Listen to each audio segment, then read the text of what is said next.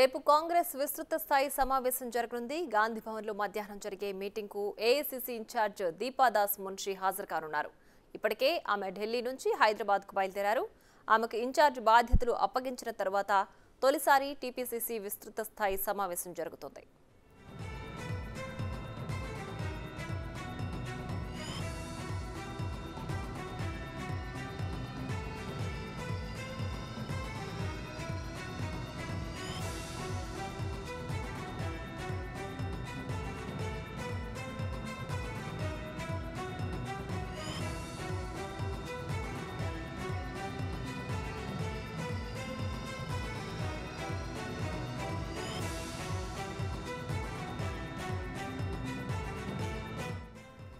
రేపు కాంగ్రెస్ విస్తృత స్థాయి సమావేశం జరగనుంది. గాంధీ భవన్లో మధ్యాహ్నం జరిగే మీటింగ్కు ఏఐసీసీ ఇన్ఛార్జ్ దీపాదాస్ మున్షి హాజరు కానున్నారు. ఇప్పటికే ఆమె ఢిల్లీ నుంచి హైదరాబాద్కు బయలుదేరారు. ఆమెకు ఇన్ఛార్జ్ బాధ్యతలు అప్పగించిన తర్వాత తొలిసారి టీపీసీసీ విస్తృత స్థాయి సమావేశం జరుగుతుంది.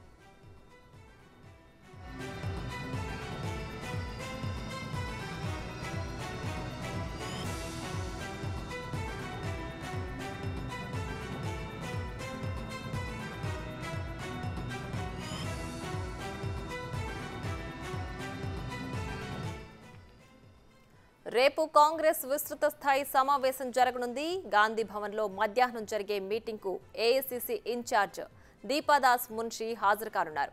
ఇప్పటికే ఆమె ఢిల్లీ నుంచి హైదరాబాద్కు బయలుదేరారు. ఆమెకు ఇన్ఛార్జ్ బాధ్యతలు అప్పగించిన తర్వాత తొలిసారి టీపీసీసీ విస్తృత స్థాయి సమావేశం జరుగుతుంది.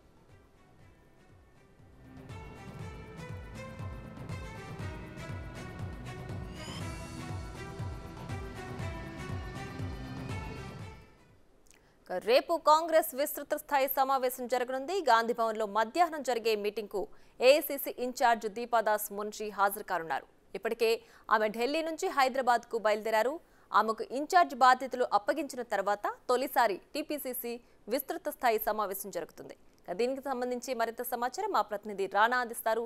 రాణా, కాంగ్రెస్ ప్రభుత్వం వచ్చినప్పటి నుంచి కూడా ముఖ్యంగా చాలా కీలకమైనటువంటి సమావేశాన్ని గత నెలలోనే నిర్వహించాల్సింది. కానీ సమయాభావం వల్ల కూడా రేపు ఈ విస్తృత స్థాయి సమావేశాన్ని నిర్వహించబోతున్నారు. ముఖ్యంగా ముఖ్యమంత్రి రేవంత్ రెడ్డి ఆయన ప్రస్తుతం పిసిసి ప్రెసిడెంట్ గా కూడా కొనసాగుతున్న నేపథ్యంలో రేపు టీపీసీసీ విస్తృత స్థాయి కార్యవర్గ సమావేశం నిర్వహించాలనేది కూడా ఆయన భావించారు. ఇప్పటికే దానికి సంబంధించినటువంటి విషయంలో అందరి డీసీసీ అధ్యక్షులతో పాటు వర్కింగ్ ప్రెసిడెంట్లు అలాగే ఇప్పటికే ఎవరైతే పిసిసి పోస్ట్ లో ఉన్నటువంటి వారిని అందరూ కూడా కీలకమైన నేతలందరూ కూడా రేపు సమావేశానికి కూడా పిలిచినటువంటి నేపథ్యం కనబడుతుంది.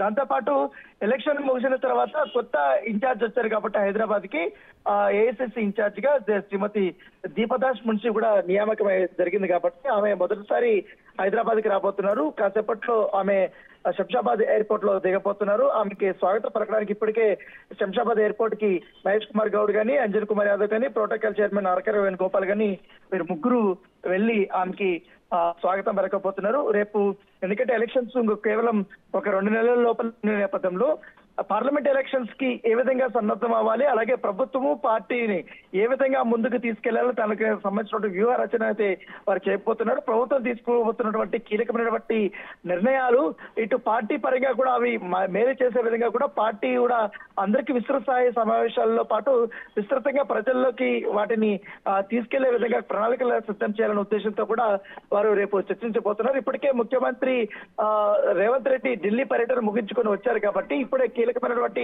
అంశాలపైన కూడా ఆయన చర్చించి హైదరాబాద్ కు వచ్చారు. ఎందుకంటే రాబోయే రోజుల్లో ఎమ్మెల్సీ పదవులు ఉన్నాయి, దాంతో పాటు నామినేటెడ్ పోస్టులు ఉన్నాయి, అలాగే మంత్రివర్గ విస్తరణ కూడా ఉండే అవకాశం ఉన్న నేపథ్యంలో ఇప్పటికే ఏఐసీసీ ఇన్ఛార్జ్ గా దీపదాస్ మున్షికి ఇటు ఏఐసీసీ ప్రెసిడెంట్ మల్లికార్జున ఖర్గే గానీ, రాహుల్ గాంధీ గానీ కొన్ని కీలకమైనటువంటి ఆదేశాలు కూడా ఇచ్చినట్టుగా సమాచారం ఉంది. ఆదేశాల ప్రకారం రేపు విస్తృత సమావేశం జరగబోతున్న నేపథ్యంలో రేపు అవన్నీ కూడా అంశాలు ప్రస్తావనకు రాబోతున్నాయి. దాంతో పాటు కొన్ని జిల్లాల్లో కూడా డీసీసీ పదవులు కూడా భర్తీ చేయాలన్న ఉద్దేశంతో కూడా ఉన్నట్టుగా తెలుస్తుంది. దాంతో పాటు ఇప్పటికే నామినేటెడ్ పోస్టులు ఎవరెవరికి ఇవ్వాలి అన్న దానిపై కూడా ఒక సందేశత ఉంది.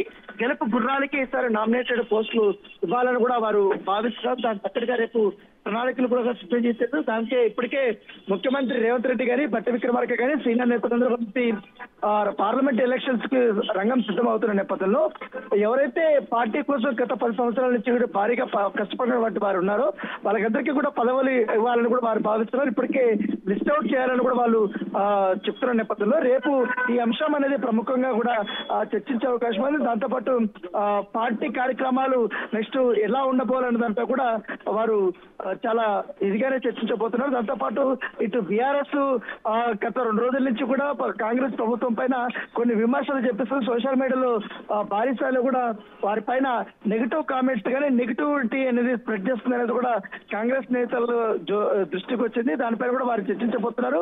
వారు చేస్తున్న ఆరోపణలు ఎలా తిప్పుకుంటారన్న దానిపై కూడా వారు రేపు నిర్ణయం తీసుకోబోతున్నారు. రేపైతే పార్టీ విస్తృత స్థాయి సమావేశం కాబట్టి పార్టీ బలోపేతంగా అలాగే పార్లమెంట్ ఎలక్షన్స్ కి ఏ విధంగా సన్నద్ధం అవ్వాలన్న దానిపై కూడా కీలకమైనటువంటి సమావేశం జరగబోతుంది.